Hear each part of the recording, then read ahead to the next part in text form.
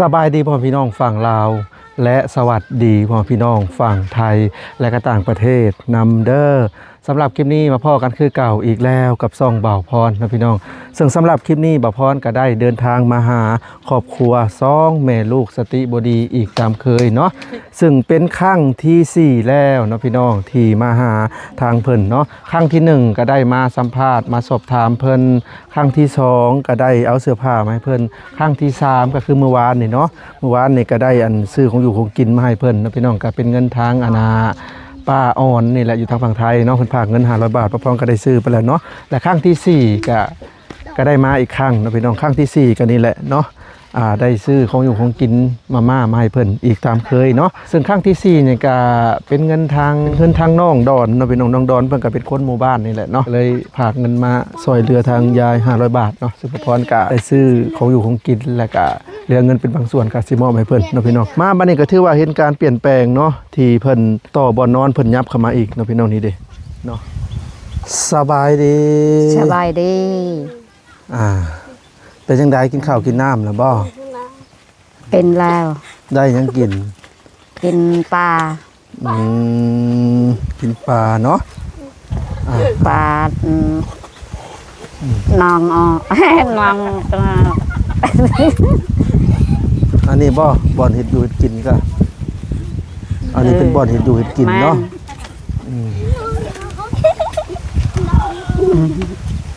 น้องให้ปลานี่อันนี้ซื้อเครื่องคองมาให้เด้อเอาไว้ทางหลังผม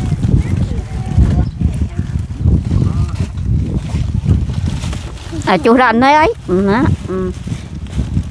นบเพิ่นเป็นคนหมู่บ้านนี่แหละที่ซื้อคองมาให้เจ้านะเจ้าฮู้จักเพิ่นอยู่บ่เพิ่นซื้อดอนบ้านเพื่อเอาไปปลาดอนพ่อเพิ่นซื้อในใดก็เอาไปตัวนี้สิรับเอาเมียจังพุ่นได้แล้วเฮ็ดคลิปหาเด้เนาะก็คือทางบ่าวดอนเพิ่นน่ะเนาะพี่น้องก็คือซอยเรือยายเนาะฝากเงินมา500 บาทเนาะพี่น้องอันนี้ก็เงินเหลือจากการซื้อเครื่องซื้อของเนาะก็เหลืออยู่แสนกว่าเนาะฝากขอบคุณเพิ่นแน่ไปปลาโรละทอยอันยีดีมีแหงแต่แล้วก็โมกติยันในละอันโชอันเบิร์นแล้วก็ตะบ้าปัดเลยอันโชอยู่ดีมีแหงเท่าไร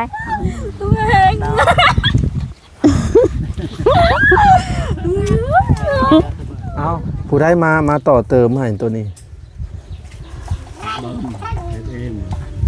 นี่น้องใครนี่สูบยานี่เปิดมาต่อเติมให้มันแสดงว่าใหญ่ขึ้นกว่าเก่าได้นี่เนาะเจ้ายังแต่พาบัตรวันนี้นะถ้าได้พาบัตรใหม่ก็ชื่อว่าพ้นบุหัวเลยเนาะมันซึ่งหลายๆคนก็ถามมาว่าดินน้ำบ่อนนี่ฮะเป็นดินของไผ่ก็คือดินของชาวบ้านนะพี่น้องแต่ว่าทางบ้านเพิ่นน่ะจัดสรรให้อยู่ชั่วคราวก่อนเนาะให้อยู่ชั่วคราวก่อนนั่นนี่เป็นดินของคนอื่นอะไรเนาะบ่แม่นดินดอนของเพิ่นได้เจ้าถ้าว่าในอนาคตก็บ่ฮู้ว่าสิได้อยู่นี่ตลอดไปบ่ก็บ่แน่ใจนะพี่น้องยวนอันนะไปด่าเปิงอะไรก็อีตาในนะจุกเปิงอะไรมาลายคือเก่าพี่น้องมื้อนี้บ่มีขนมมาฝากเพิ่นเด้อมื้อนี้เนาะนี่เพราะเมื่อวันก่อนเนี่ยก็มีขนมมาฝากกันอยู่เนาะ2 4 6 8 10 คนเนาะพี่น้อง10 กว่าคนเด็กน้อยเนาะ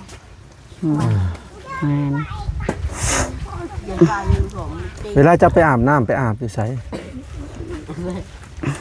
อาบอยู่เฮือนนี่ไปขออาบนะเพิ่นบ่ขออาบ อืม ไม่มีน้ำคอย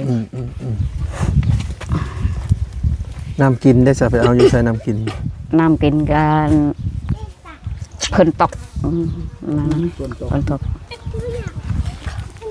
ฝนตกแล้วก็ต้มเอาน้ำฝนต้มเอาน้ำนี่เลยบ่ บ่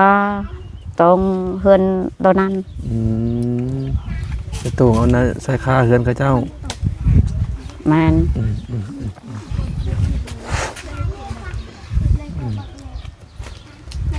สบายแล้วบัดนี้เนาะมีหม้อมีถ้วยมีบ่วง สบาย เฮ็ดกินเองแหละ เฮ็ดกันเอง ถ้าว่าอันมีผ้าบัตรดีๆนะเจ้าสามารถอยู่ได้เลยนะนี่ฮะอยู่ได้บ่ เจ้า ถ้ามีผ้าบัตรเฮ็ดดีๆแล้วก็ข้างคนข้างหยังอ่ะบ่ต้องปบไปใส่อยู่นี่เลยก็ดีคือกันเนาะ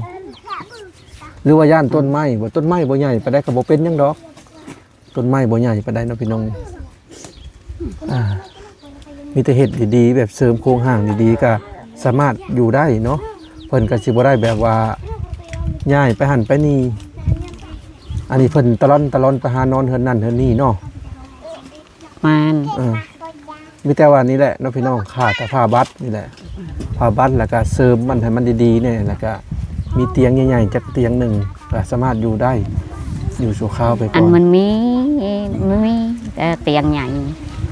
อันนี้ก็พอแห้งอันนี้ก็ของเขาก็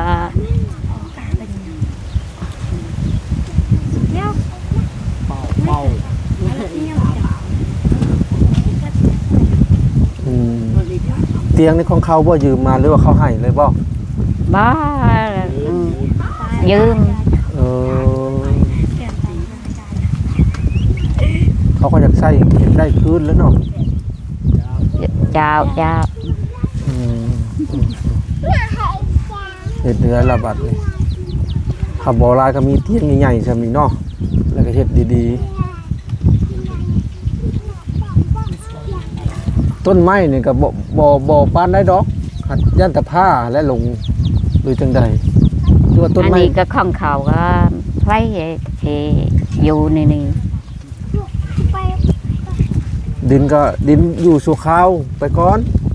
ค่อย สุ ว่า ข้าว เนาะ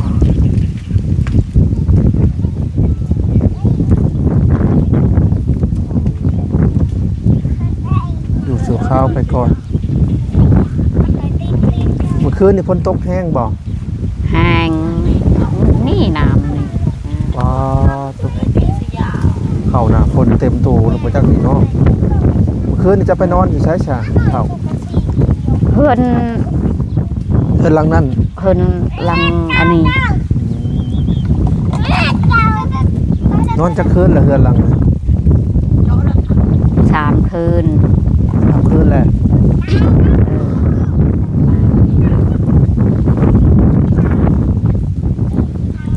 ง่ายไปเลยๆเนาะ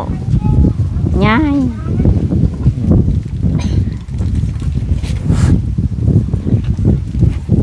สไลด์ก็มีเวลาเจ้ากินเจ้าก็ล้างเป็นได้บ่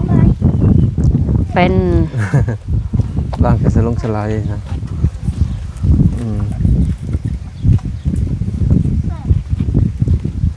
เมื่อคืนนี่ฝนตกแห้งพี่น้องเอ้ยน้ำเต็มเบัดแถวนี้สิเข้าหน้าฝนและอีกบ่กี่อาทิตย์ข้างหน้านี่ก็สะพานก็สิพากันหาตกกากันแหละนะพี่น้องบรรยากาศถ้าได้ฝนตกหนักแล้วบรรยากาศจะแจ่มใสหมุนมีกจะสวยงามเนาะดินนี่เป็นดินของกระเจ้านะพี่น้องถ้าว่าในอนาคตนี่บ่ฮู้ว่าเพิ่นสิอันนั้นหรือบ่เนาะก็สิให้อยู่ตลอดไปบ่ก็บ่แน่ใจพี่น้องเอ้ยใจน้องเพิ่นน่ะสบายดี สบายดี ไปดี อันนี้คือน้อง อันนี้เอื้อยอันนี้น้อง โอ้อันนี้เอื้อเจ้าแท้ๆบ่ เจ้า ที่ไปที่มาเป็นจังใดลองเล่าให้ฟังแหน่ โอ้ยก็เป็นนี่ถือว่าผัวปะเพิ่นก็มาเฮือนคอยนี่แหละน้องนี่หาใส่เฮือนคอยก็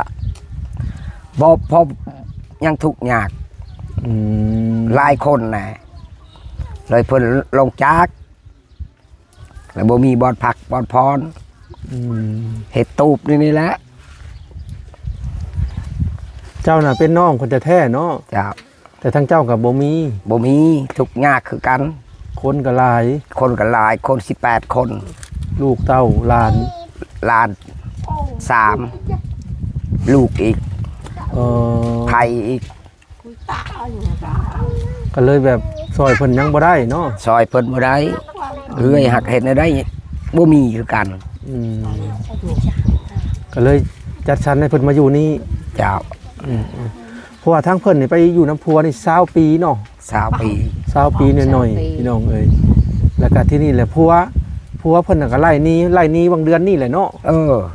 ค่อยได้ยินข่าวว่าพัวแล้วก็สติบ่ดีแม่นบ่ บ่ดีคือกัน โอ้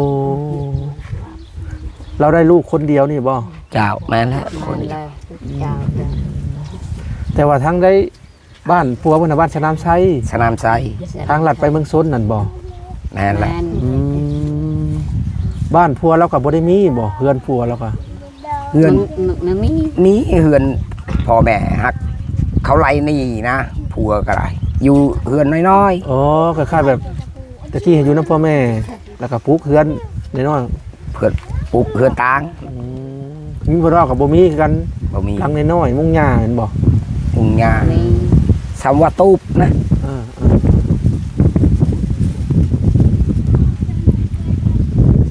ถ้าว่ามีผ้าบัดใหม่นี่เฮ็ดให้เพิ่นดีๆกว่านี้ได้อยู่บ่เนาะ บางเถื่อได้ อันนี้ชื่อพระบัตรก็บ่มีเงิน เออเดี๋ยวถ้าได้ผ้าบัดใหม่ๆแล้วก็เฮ็ดดีๆกว่านี้เนาะจักว่าดีกว่านี้บ่จ๊ะอันนี้เป็นดินของไผใช้เพิ่นอยู่นี่ ดินพูดจุนี่คอยบ่มีดินดอก เห็นบ่สมมุติว่า อันนี้สมมุติซื่อๆเนาะพี่น้อง สมมุติว่ามีผู้ใหญ่ใจดี อยากซื้อให้บ่อนนี่หั้นนะอันนี้สมมุติเนาะยังบ่ทันมีดอกตอนนี้นะเพิ่นก็สิแบ่งขายให้อยู่บ่เนาะ จักบ่ได้ขอนำเพิ่น ถ้าคอนี่คิดว่าสิได้อยู่บ่ ยังตอบบ่ได้กัน อันนี้แค่สมมุติซื่อๆเนาะ หรือว่ามีบ่อนอื่นบ่ที่เขาเจ้าแบบอยากขายอยากหยังแบบว่าเฮ็ดพอลมเฮือนนี่เนาะสมมุติว่ามีผู้ใหญ่ใจดีแบบซื้อให้เฉพาะบงนี้นะหรือว่าเพิ่นเอาไว้ปลูกเถียงมันบ่นาเพิ่นแม่นเบิดบ่แถวนี้ แม่นมุดหน้าเขา ยากอยู่ซะเนาะ อืม นอกจากว่าบนใดบนหนึ่งอันนี้คือสมมุติซื่อๆเนาะพี่น้องหลักๆนี่แหละนี่อยากให้มีผ้าบัตรใหม่เนาะทางชุมเฮาก็จักสิว่าในใดพี่น้องเอ้ยก็สิมาเป็นสื่อกลางเพื่อว่าอันแต่ว่าเพิ่นเฮ็ดให้เฮ็ดนาก็ได้อยู่บ่เพิ่นซอยเฮ็ดให้เฮ็ดนา ซอยได้ อืมได้อยู่เนาะ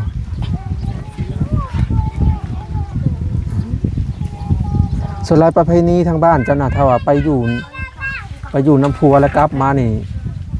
จะบ่ให้อยู่เฮือนมูลได้เนาะ อยู่ได้ อยู่ได้บ่ อยู่ได้คือกันหักอันนี้หลายคนอยู่นำกันบ่ได้ อ๋อหลายคนเนาะ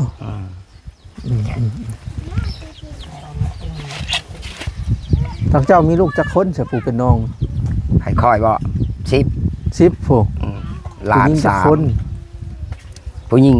2 ผู้ชาย8 8ผู้ชาย8คนนี่ต้องเอาเมียมาเฮือนเบิดทุกคนบ่ ทุกคน ป่าทุกเป็นประเพณีทางบ้านเพิ่นได้พี่น้องกันนี่ล่ะเอามาแสดงว่า8ไพ่อะมาอยู่นํกันนะ ให้อยู่นำกันนั่นแหละ ยุ่งๆอะไรเนาะป้าโตและเหตุผลเป็นหยังคืออันแบบเอาไพ่มาเฮือนหลาย คือบ่แบ่งกันไปเป็น มันบ่ไปเขาบ่ไป มีลูกชาย10คนก็มีไพ่10คนมาเฮือนเบิดเหมือนบ่ เอาบ่ทันมืดเอาหักกะซอง อ๋อตามหลักนี่ต้องมาเบิดทุกคนเนาะ คู่คน ประเพณีบ้านเพิ่นเป็นจังซี่ได้พี่น้องเป็นจังซี่แหละ ยัง4 คนก็บ่ได้เอาพวก เออ ยัง4 คน เออ ก็บ่ได้เอา เออ เพราะว่า เฮือนเจ้าอยู่ใช่จ้ะเฮือน โน่นกระเบื้องหลังสิพา เออ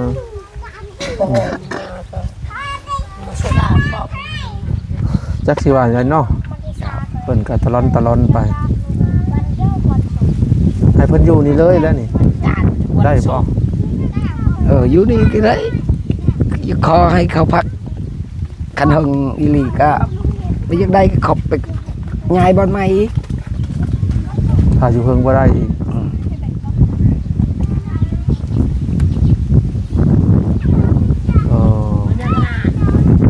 สิย้ายเพิ่งได้บัดนี้สมมุติเขาบ่ให้อยู่ จะไปอยู่ปูดอยู่โคกอยู่ป่าอยู่กลุ่มอื่นมันถือว่ามีอีก อันเด้บางทีเพิ่นมาเฮ็ดนาเพิ่นสิให้ย้ายมาจังเนาะ ยังไม่ได้ถามเจ้าของ ขออยู่สู่ข้าวจักเดือนจังได้บ่วะจังว่าแล้วจะดินเพิ่นเนาะถ้าว่าย้ายจากนี้ก็จะคิดไปอยู่ใช้อยู่แจได้อีกบัดนี้ไปอยู่ฝั่งนั้นได้บ่ ทางนั้น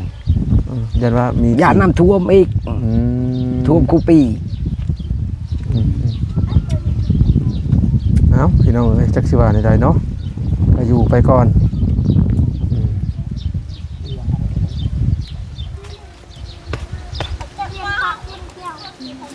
เพิ่นน่ะไปนอนเฮือนนั่นชาวบ้านแต่ละบ่อนไปเรื่อยๆเนาะ เวลาพลบ่ตกกะนอนนี่ คืนหนึงแล้วไปนอนเฮือนนั่นอีกคืนหนึงเฮือนนั่นอีกคืนหนึงย้ายไปนะ ถ้าว่าให้เพิ่นอยู่เลยได้สักคลัมบ่ บ่อยู่เฮือนข้าวว่าบ่ได้เขามีหีบมีของ มีหินมีคอ บ่ได้ได้อยู่หึงเด้ ถ้าว่าเพิ่นไปอยู่เฮิงนี่ได้ บ่ได้ เอาพี่น้องเอ๋ยก็ประมาณนี้เนาะอันนี้เป็นน้องชายทางยายเพิ่นแล้วพี่น้องทางน้องชายเพิ่นก็บอกว่าเพิ่นก็บ่มีลูกหลายเนาะพี่น้องจักสิเบิ่งจักสิซอยเพิ่นจังได๋เนาะ เจ้าแล้วนั่น ก็นี่แหละเนาะพี่น้องทางสุมเฮาก็สิมาถ่ายทำออกไปเรื่อยๆเนาะเผื่อว่ามีผู้ใหญ่ใจดีช่วยเนาะตอนนี้ก็มีเข้ามาเรื่องของอยู่ของกินนี่แหละเนาะพี่น้องแต่ว่าเรื่องการเฮ็ดนั่งเฮ็ดนี่ก็ยังบ่ทันมีเนาะทางสุมเฮาก็สิมาอัปเดตเรื่อยๆอยู่เนาะพี่น้องสิมาอัปเดตให้เพิ่นเรื่อยอยู่ดอกเนาะ เจ้า แต่ว่าพี่น้องซุ้มเพิ่นน่ะมีจักคนจ้ะพี่น้องเราเนี่ย คอยบ่น้องคอยอยู่บ้านใหญ่นี่ผู้หนึง แต่ว่าต่างคนต่างบ่มีคือกันเนาะเอาโอเคเนาะพี่น้องสำหรับคลิปนี้ก็บ่มีหยังหลายเนาะก็ได้มาสอบถามทางน้องชายเพิ่นแล้วเล็กน้อยเนาะพี่น้องก็นี่แหละสำหรับคลิปนี้ก็มาซื้อของอยู่ของกินให้เพิ่นเนาะแล้วเล็กน้อย นี่ก็สะทุแล้วโดย พวกทานนั่นที่มาช่วยการกินการอยู่นี่ก็สมควรดีอกดีใจให้เป็นกำลังใจ เพิ่นก็เว้าบ่เป็นเนาะ บ่เป็น สติบ่ค่อยดีพี่น้องเอ้ยขณะเพิ่นเว้าภาษาบ้านเพิ่นก็ยังติดขัดเนาะ บ่จบช้ำนะ โอ้